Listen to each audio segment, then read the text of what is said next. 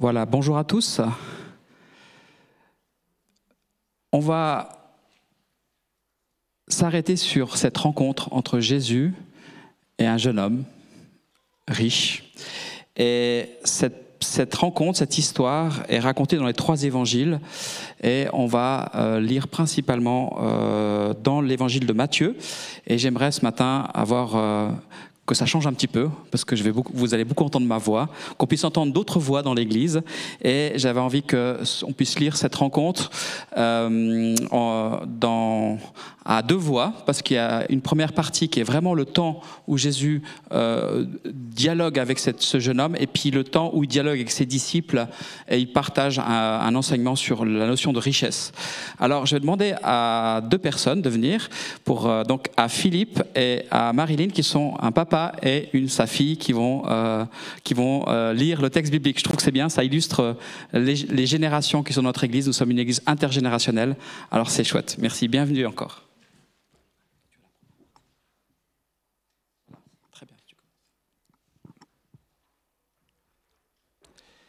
Alors, un homme s'approcha et dit à Jésus, « Maître, que dois-je faire de bon pour avoir la vie éternelle ?»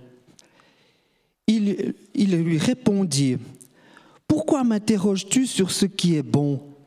Un seul est bon. Si tu veux entrer dans la vie, observe les commandements. » « Lesquels ?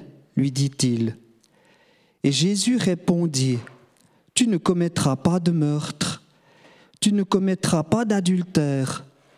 Tu ne diras pas de faux témoignages. Tu ne commettras pas de vol. Honore ton père et ta mère et tu aimeras ton prochain comme toi-même. » Le jeune homme lui dit, « J'ai gardé tout cela. Que me manque-t-il encore ?» Jésus lui dit, « Si tu veux être parfait, va, vends ce que tu possèdes, donne-le aux pauvres et tu auras un trésor dans les cieux. Puis viens et suis-moi. » Après avoir entendu ces paroles, le jeune homme s'en alla tout triste, car il avait de grands biens.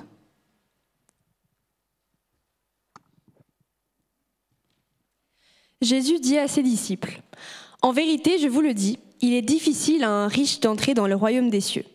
Je vous dis encore, il est plus facile à un chameau de passer par un trou d'aiguille qu'à un riche d'entrer dans le royaume de Dieu. » Les disciples, entendant cela, étaient très étonnés. Ils dirent, « Qui peut donc être sauvé ?» Jésus les regarda et leur dit, « Aux hommes, cela est impossible, mais à Dieu, tout est possible. » Alors Pierre prit la parole et lui dit, « Voici que nous avons tout quitté et que nous t'avons suivi. Qu'en sera-t-il pour nous ?» Jésus leur répondit, « En vérité, je vous le dis, quand le Fils de l'homme, au renouvellement de toutes choses, sera assis sur son trône de gloire, vous de même qui m'avez suivi, vous serez assis sur 12 trônes et vous jugerez les 12 tribus d'Israël. Et quiconque aura quitté, à cause de mon nom, maison, frères, sœurs, père, mère, femme, enfant ou terre, recevra beaucoup plus et héritera à la vie éternelle.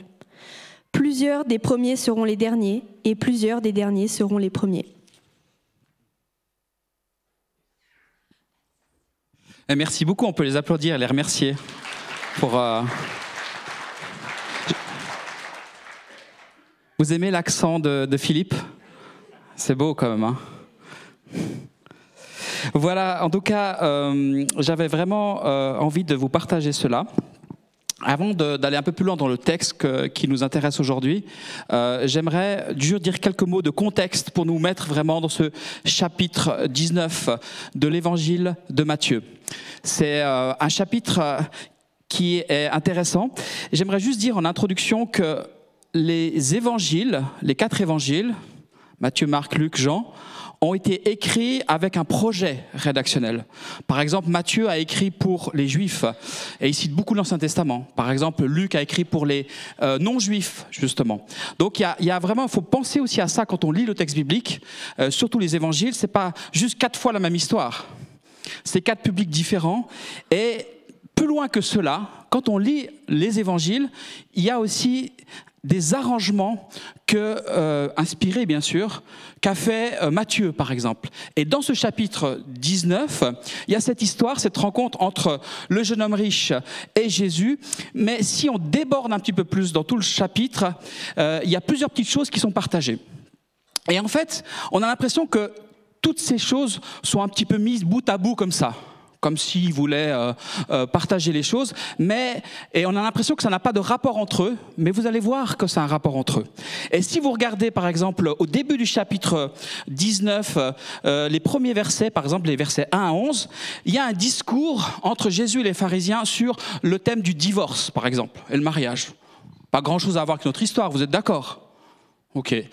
Après, dans ce chapitre 19, il y a, à un moment donné, un peu plus loin, les versets 13, sauf erreur, à 15, il y a ces enfants qui veulent venir à Jésus, que les disciples empêchent, et Jésus qui va dire « Laissez les petits-enfants venir à moi, ne les empêchez pas, car le royaume des cieux est pour ceux qui leur ressemblent. » Est-ce que ça a à voir quelque chose avec notre histoire? Pas tellement. Ok. Et après, il y a bien sûr la rencontre de Jésus et le jeune homme riche, les versets 16 à 22 qui ont été lus par Philippe. Et après, on a cette conclusion avec un discours général sur la richesse qui nous a été lu par Marilyn, les versets suivants. Donc ça, c'est un petit peu tout ce qu'il y a dans ce chapitre 19. Et à la conclusion de ce chapitre, il y a Jésus qui nous invite et nous dit que les biens, les richesses, sont une difficulté pour entrer dans le royaume de Dieu, et qu'il y a une invitation à quitter tout ce qui nous retient et à suivre Jésus. Et on voit qu'à la fin du chapitre, au verset 29, il n'est pas parlé que de biens, c'est recité, mais il est parlé de relations familiales. Celui qui aura quitté père, mère, et tout ce qui le retient. Et il y a cette conclusion étonnante. Plusieurs des premiers seront les derniers, et plusieurs des derniers seront les premiers. Alors je voulais planter juste ce décor avec vous, cette toile de fond, qui va nous conduire dans une réflexion qui me semble pertinente pour notre Église. Mais revenons d'abord à cette rencontre que Jésus fait avec cet homme qui s'approche de Jésus. Un jeune homme décrit dans Matthieu, mais c'est un homme, c'est simplement écrit un homme dans le livre de Marc, et c'est écrit un chef dans le livre de Luc. Peut-être le chef de la synagogue, peut-être un homme important dans la société, quelqu'un qui a une certaine stature, parce que pour être appelé chef, il faut avoir des responsabilités. Donc il est dit dans un chef. Et voici ce qu'il va lui dire. Il crie, il dit « Rabbi », qui veut dire « maître, que dois-je faire de bon pour avoir la vie éternelle ?» Ça, c'est une bonne question. Question à $1 million. Qu'est-ce que je dois faire? Et voilà qu'il lui pose cette question. Mais déjà, dans la manière de le poser, je pense il y a un indice qui devrait nous faire réfléchir. Qu'est-ce que je dois faire? Qu'est-ce que je dois faire pour avoir, pour posséder?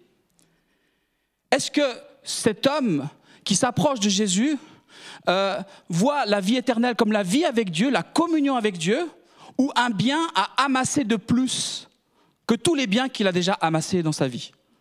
Qu'est-ce que je dois faire pour avoir, pour posséder, pour engranger? C'est une première question que je nous pose. Il a déjà tout, mais il veut encore autre chose. Il veut encore la vie éternelle. Et Jésus, il a non seulement toutes sortes de biens matériels, mais il a aussi il a tout au niveau de la moralité, au niveau du caractère, on pourrait dire. Parce qu'il est un peu parfait, ce jeune homme riche. Parce que Jésus lui dit, voilà tout ce qu'il faut. Il lui parle de la loi, des choses à faire, et il lui dit, mais voilà, j'ai fait tout cela.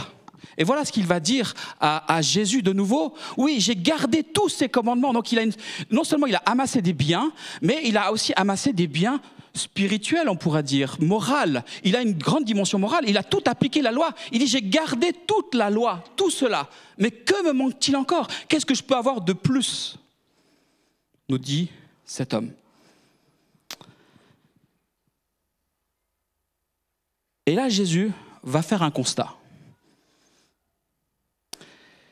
Il va lui dire, et il ne va pas lui dire à lui, mais il va le dire à ses disciples. C'est dans le deuxième texte qu'on a lu. il va dire qu'il est difficile à un riche d'entrer dans le royaume des cieux. Je vous dis encore, il est plus facile à un chameau de passer par un trou d'aiguille qu'à un riche d'entrer dans le royaume de Dieu. Si on vient juste un petit peu avant le texte qu'on a lu, c'est ce moment avec les enfants. Voilà que les gens amènent des petits-enfants qui veulent s'approcher de Jésus. Donc dans ce texte, il y a deux catégories de population. Il y a une population d'enfants qui veulent s'approcher de Jésus. Et on voit qu'il y a de l'opposition. Les disciples disent non. Parce que l'enfant, à l'époque, il est moins considéré que peut-être dans nos sociétés aujourd'hui. Il est peut-être moins considéré socialement. Il a plus de difficultés à s'approcher de Jésus. Par contre, le jeune homme riche, c'est une autre catégorie de population. Cet homme, il a assez de facilité à s'approcher de Jésus. Il n'y a personne qui lui dit non, ne t'approche pas de Jésus. Non, ne viens pas vers Jésus. Cet homme qui est respecté, qui est connu dans la société, qui est un chef, qui est riche, qui est connu peut-être, qui a une certaine respectabilité, même morale. Aucun problème pour s'approcher de Jésus. Personne ne lui dit, aucun des disciples dit non, t'approche pas de Jésus. Vous faites réfléchir un petit peu sur cette opposition. Alors, j'ai une question à vous poser, puisque dans les deux cas, il est parlé d'accès au royaume des cieux, dans ces deux types de population, les enfants et ces gens riches. Pourquoi est-il si difficile à un riche d'entrer dans le royaume des cieux et pourquoi est-ce moins difficile pour un enfant?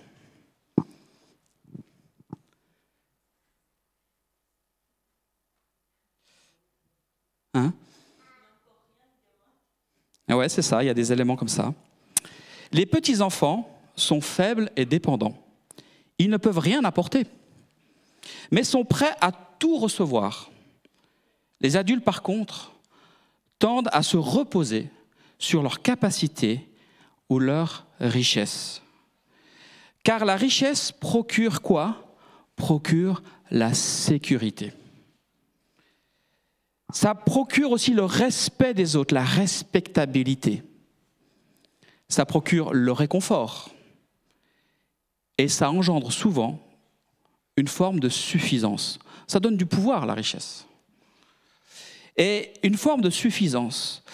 Dans Apocalypse 3 et au verset 17, il y a cette église de Laodicée que Jésus regarde et qui va dire qu'il y a cette suffisance, qui va dire parce que je suis riche, parce que je me suis enrichi, je n'ai besoin de rien. Et c'est intéressant de regarder au-delà des biens matériels, d'avoir une vision de la richesse pas que matérielle. Et Jésus a dit qu'il est difficile aux riches d'entrer dans le royaume des cieux. Dans certains manuscrits, il est dit qu'il est difficile à ceux qui se confient dans les richesses d'entrer, à ceux qui se confient, qui mettent leur confiance. La véritable question n'est pas de posséder des richesses, des biens matériels, mais c'est la vraie question que Jésus pose finalement à ce jeune homme. La vraie question, c'est où est-ce que tu mets ta confiance et où est-ce que tu mets ta sécurité? C'est ça la vraie question.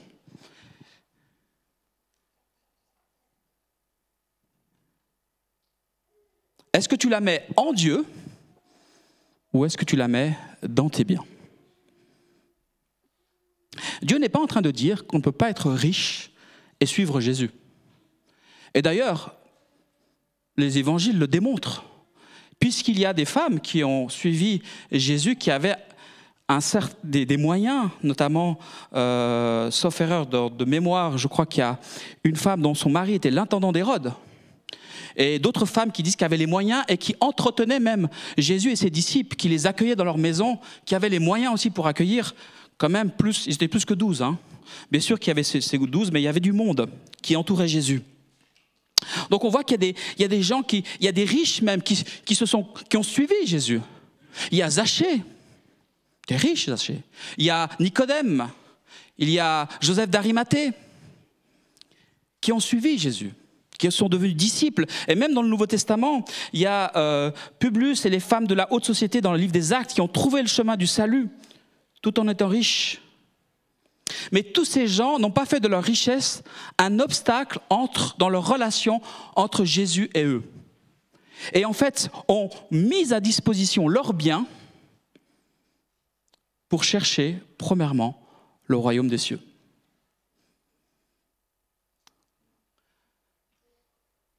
Théologien résume très bien cette pensée. C'est Frédéric Godet qui dit « Ce n'est pas le fait même de la propriété qui empêche l'âme de prendre son essor vers les biens spirituels, c'est le sentiment de sécurité qui s'y rattache. »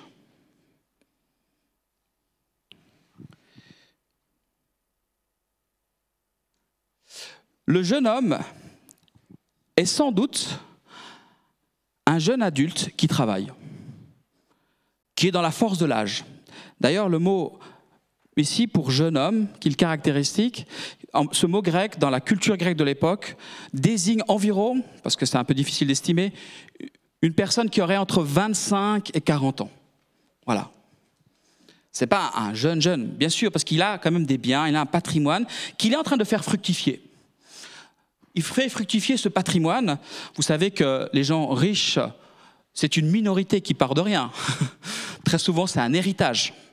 La majorité des gens qui sont vraiment les riches et les ultra-riches, c'est des personnes qui ont un capital de départ hérité. D'ailleurs, il va utiliser le mot « hériter ». D'ailleurs, c'est intéressant, dans Marc et dans l'évangile de Luc, il va dire « Comment fait-on pour hériter de la vie éternelle ?»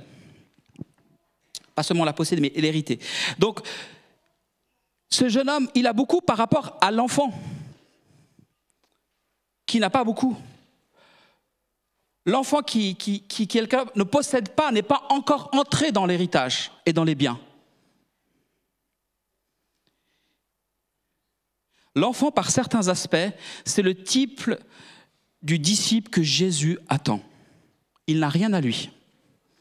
Il attend tout de son père, de ses parents. Il dépend de ses parents. Il dépend totalement de lui. Et il sait recevoir les dons de Dieu. Le disciple, dans cette dimension de l'enfant, il vient simplement à Jésus. L'enfant vient simplement à Jésus. Et Jésus le bénit. Laissez venir à moi les petits-enfants. Jésus bénit ses enfants. Il y a une sorte de simplicité. Il vient avec rien. Le jeune homme, lui, n'est plus un enfant. Non seulement il est riche de biens matériels, mais comme je le disais tout à l'heure, il a une sorte de satisfaction de l'accomplissement des commandements. J'ai gardé tout cela. Que me manque-t-il encore? Il a l'impression d'être arrivé, il a tout. J'ai gardé tout cela. C'est pas j'ai gardé certains commandements, je dois encore en progression. J'ai gardé tout cela. Il y aura un écho à ce que Jésus lui dit, si tu veux être parfait, il y aura quelque chose qu'on va voir tout à l'heure. Donc, il est dans sa logique, l'homme riche, ce jeune homme d'amasser. Il est aussi dans une logique du mérite. Pour augmenter ma fortune, cet héritage qu'on m'a donné, je vais faire travailler mes biens, je vais investir et cet investissement va me rapporter quelque chose. Pareil, je vais investir dans la loi juive parce que c'est la loi de Dieu, c'est le vrai Dieu. Et puis, en investissant, je vais recevoir en retour. Peut-être qu'il est dans cette logique, quelque part, de mérite, comme il a toujours fait. Et Jésus va le détourner de ce faire. Il va lui dire, pour le tourner vers le seul bon, parce que il dit, pourquoi m'interroges-tu sur ce qui est bon? Un seul est bon, Dieu. Il le détourne. Il dit, qu'est-ce qu'il faut faire pour avoir la vie éternelle? Et lui, il l'amène vers Dieu, en fait. Il le détourne de faire. Mais en vain. Ce jeune homme n'écoute pas. Il est dans sa logique. Il avance. Et il n'entend pas. Alors Jésus va le pousser dans ses derniers retranchements. Et va taper là où ça peut faire mal. Il dit, vends tes biens, vends tout ça, tout ce que tu possèdes, donne le pauvre. Ton trésor, il est dans les cieux, dans cette vie éternelle que tu veux, et suis-moi.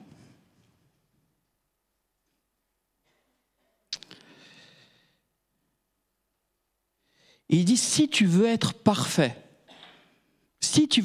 vends tous tes biens. Et la perfection ici, ça n'a rien à voir avec être parfait, d'avoir coché toutes les cases, de ne pas avoir justement désobéi ou fait ci, puisqu'il a déjà coché toutes les cases, il a tout bien fait cet homme. Il est parfait, on pourrait même dire. Donc ici, il faut voir le mot grec, qu'est-ce qu'il veut dire. Le mot, ce n'est pas parfait dans le sens comme on peut l'entendre, c'est parfait dans le sens d'une finalité, d'être complet. C'est téléos, c'est la finalité en grec. C'est la notion de maturité, d'avoir tout, d'être pleinement. Tu n'es pas complet, tu n'es pas fini. Il te manque quelque chose. Et si tu ne veux plus être dans ce manque, de ce qui te manque, si tu veux être complet, lui dit Jésus, parce que amasser des trésors, amasser des biens, amasser des choses, ça ne satisfait jamais. Ça n'étanche jamais la soif, on veut toujours plus. Mais si tu veux vraiment arriver à la finalité d'un homme complet, d'un homme abouti, si tu veux être parfait, alors vends tes biens et suis-moi. Ça, c'est... Jésus, des fois, quand il confronte, il met le doigt sur le cœur du problème. Une autre catégorie de population dans le chapitre 19, pour sortir un peu de cette rencontre avec le jeune homme riche, c'est les pharisiens qui viennent vers Jésus pour l'éprouver. Et ils vont lui parler justement, ils vont s'adresser à lui et ils vont aussi lui poser une question, comme toujours.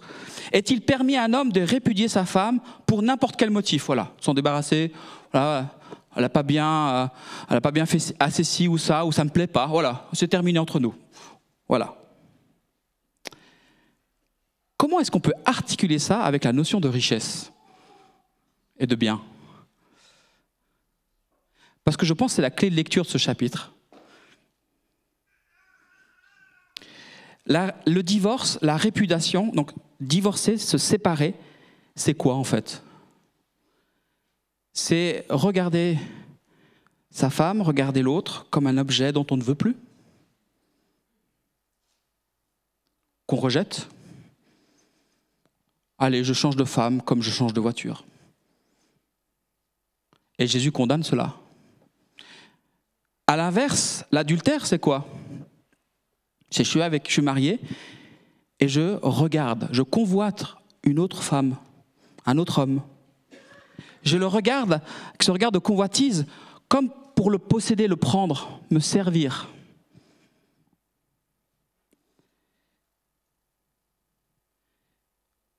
Comme une chose, comme même un objet sexuel dont on veut en jouir et se servir. Vous savez, on peut amasser des relations extra-conjugales comme des conquêtes. Ce n'est pas de l'amour. Il n'y a pas de relation. Parce qu'une fois que le trophée est saisi, eh ben, on jette, on passe à autre chose, on se remet en chasse. Ça, c'est pas le mariage. C'est pas le mariage. C'est pas ce que Jésus a dit. Je peux pousser jusqu'à la sexualisation, à la sexualité. La pornographie, c'est quoi? C'est se servir. C'est très dénoncé dans la pornographie, d'ailleurs, la femme aussi objet. On se sert de l'autre pour assouvir ses fantasmes, son désir. Alors que le mariage est fait pour la relation, l'échange et le don de soi. C'est totalement différent.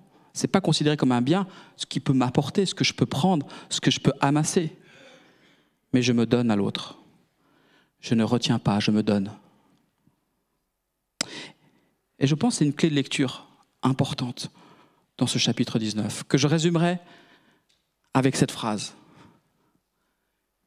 Si nous voulons une vie pleine et entière, parfaite, avec Dieu, alors il nous faut nous donner dans la relation à l'autre, comme dans le couple. Il y a une prise de risque. Ne pas chercher un intérêt. Vivre dans cette dépendance comme l'enfant, deuxième catégorie, dépend de son père et de sa mère, et suivre Jésus en laissant nos sécurités, nos biens, physiques et pas physiques, bien dans le sens large, tout ce qui me retient de suivre Jésus. Vous savez, on dit qu'il y a 2 choses qui dirigent le monde dans la société. Il y en a d'autres, mais on en parle beaucoup.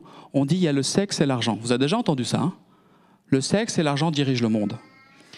Qu'est-ce que l'enfant est par rapport à ça? Qu'est-ce qu'il est, l'enfant? Il n'est pas entré encore dans sa sexualité, un enfant. Et il n'est pas entré dans les biens. Il est détaché de ça.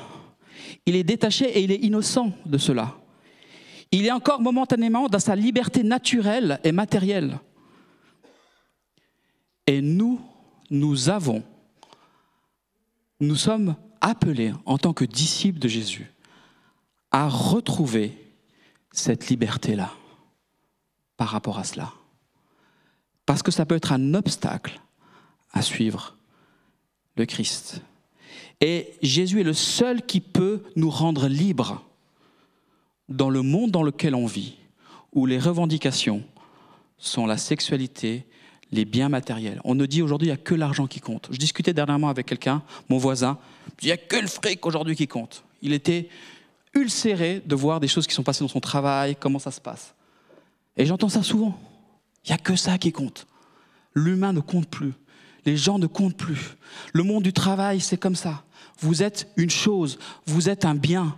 On vous déplace et on vous exploite. C'est le risque dans le monde dans lequel on vit. Et Jésus nous invite à sortir de cela.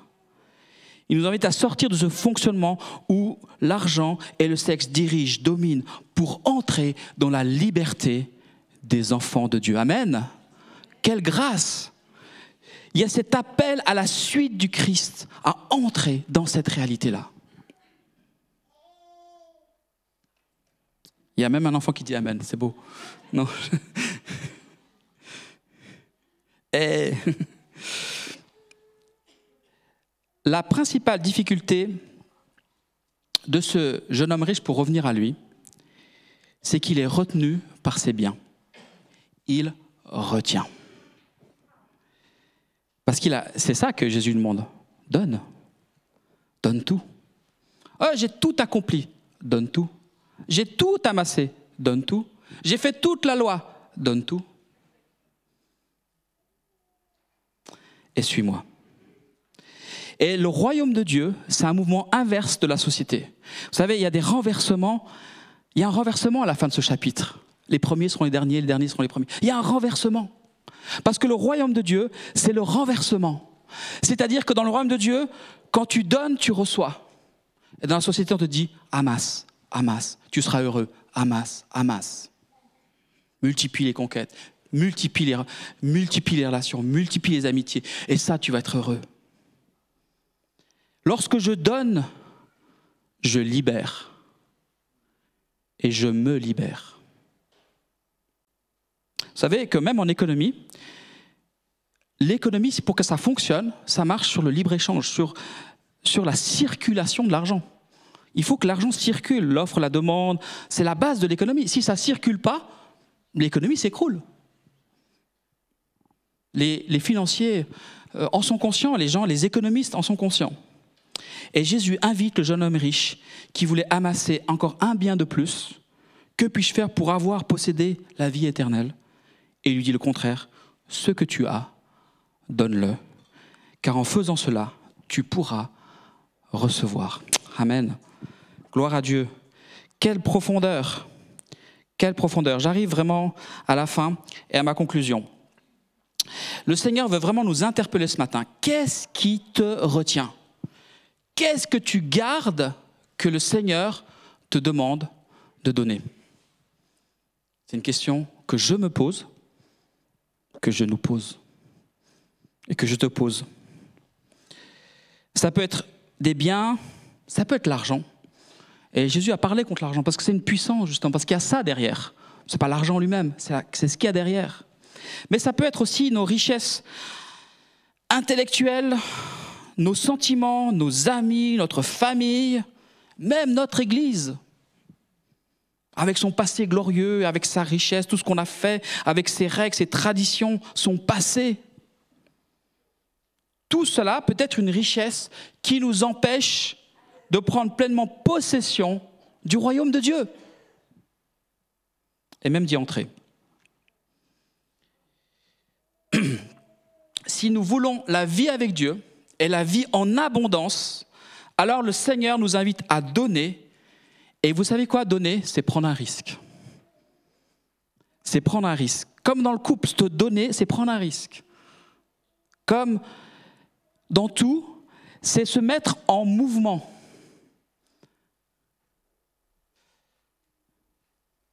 Dimanche passé, on a eu Marc Haussmann qui était là, qui nous a interpellés. Et il a reçu une pensée pour l'Église. Et ça m'a marqué. Il a dit que l'Église était comme une équipe de sport qui avait tout, qui avait le maillot, qui avait les chaussures, qui était bien équipée, flambant neuf, peut-être même le ballon, je ne sais plus ce qu'il a dit, mais qu'on était dans les vestiaires et pas sur le terrain. Et ça change tout. Parce que tant que vous êtes dans les vestiaires, vous n'êtes pas obligé de donner.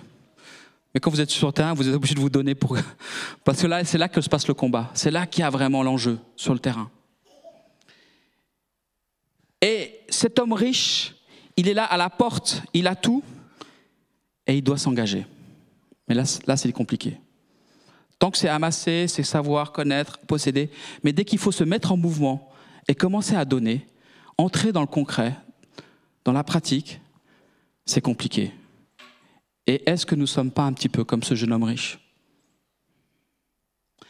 Est-ce que notre Église ne ressemble pas un petit peu à ce jeune homme? Marc nous a interpellés à être acteurs et non à rester au bord du terrain. Et ça revient un peu à dire, qu'est-ce qui nous retient de suivre le Christ et de s'engager? Qu'est-ce qui nous retient d'entrer? Quelles sont les richesses matérielles et humaines, ma connaissance, mon expérience, peut-être mes hobbies, peut-être mon travail, ma réalisation professionnelle? Qu'est-ce qui m'empêche d'entrer pleinement, d'être parfait, et d'entrer et de pratiquer les œuvres que Dieu a préparées d'avance, pour moi, mais aussi pour notre Église? Je terminerai avec cette image. Moi, je suis frappé par la créativité et ce qui peut se passer dans des pays où il y a peu, notamment en Afrique, où j'ai grandi, où mon père est encore allé au mois de novembre au Centrafrique. Donc on a vraiment un cœur pour ce pays. Et je suis frappé de voir comment, avec tellement peu de choses et de biens, ils arrivent à faire des choses incroyables. Et ici, on fait tellement peu alors qu'on a tout. Et j'ai une image qui, vraiment, Dieu m'a parlé et m'a montré, elle était là dans mon bureau depuis un petit moment. Et je vais vous montrer des choses, des objets, et vous allez me dire qu'est-ce que vous pouvez faire avec ça. Voilà, il y a quelques objets qui sont là. Qu'est-ce que vous pensez qu'on peut faire avec ça? Donc il y a quelques tiges de fer, il y a une canette, il y a un bouchon en liège, et il y a du fil de fer aussi à droite. Qu'est-ce que vous pensez qu'on peut faire avec ça? Pas grand-chose, hein, comme ça. Est-ce que vous avez une idée? Un petit bus? Ouais, c'est vrai, il y a des... C'est qui a dit ça? Ah, Jackie, c'est normal, toi, tu... T'es hors catégorie, Jackie, t'as pas le droit de répondre. Tu es très créatif, Jackie, qui fait beaucoup de choses. Ouais. Alors moi, je vous ai amené quelque chose à vous montrer. C'est dans mon bureau, justement.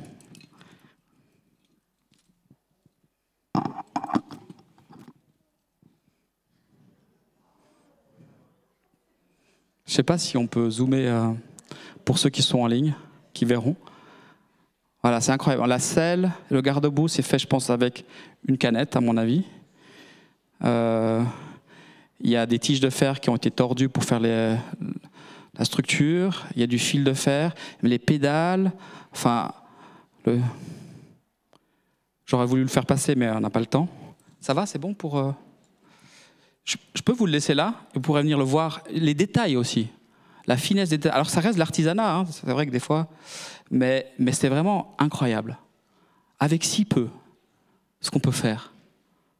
N'est-ce pas? Et ça, c'est ce que le Seigneur peut faire dans nos vies.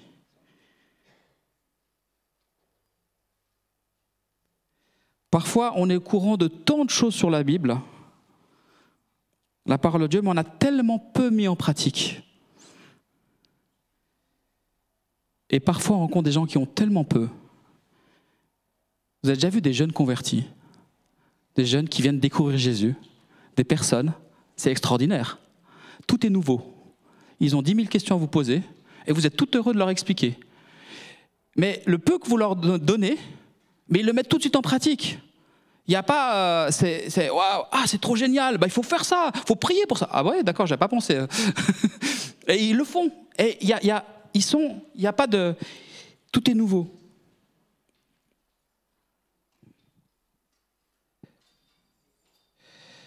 Je vous lis juste une parole qu'on a reçue lors d'un conseil d'église, une parole prophétique. Il y a juste un petit moment, tout juste une année. Je connais tes œuvres, je sais que tu passes pour être vivant et tu es mort. Une église est morte quand elle vit sur le passé.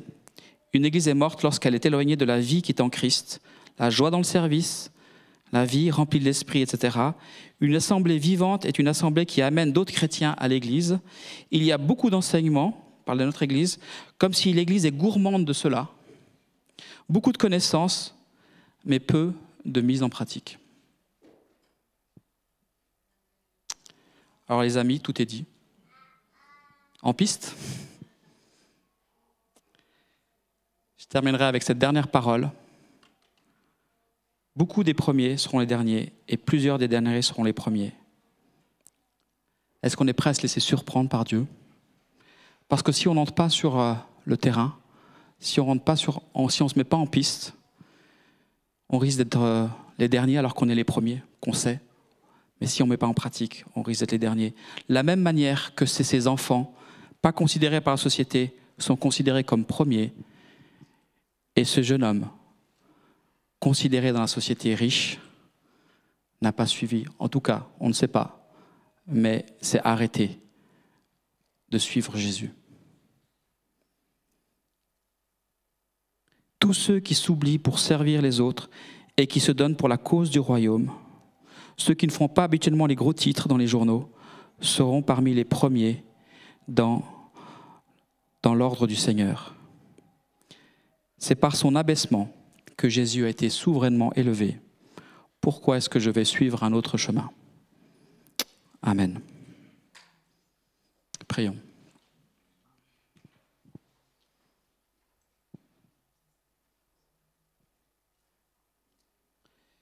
Seigneur, merci pour ta grâce encore ce matin. Seigneur, tu nous parles, tu parles à ton Église, tu me parles. On veut se mettre à ton écoute ce matin. Tu connais nos vies, nos situations. Et tu appelles chacun, depuis le plus petit jusqu'au plus grand, à te suivre. Alors Seigneur, que ces paroles puissent faire écho dans nos vies et qu'on puisse, dans le monde à venir, se dire « J'ai combattu le bon combat, je me suis engagé, j'ai joué, j'ai taclé, je me suis fait tacler, c'était dur, mais j'y suis allé. » Et qu'on ne soit pas des disciples qui aient à rougir quand on se présentera devant toi. Merci pour mes frères et sœurs, merci pour les dons et les talents que tu as mis dans cette Église, en chacun de nous. Seigneur, je te remercie et qu'il puisse faire fructifier tous ces dons jusqu'à ton retour. Tu viens bientôt. Gloire te soit rendue. Amen.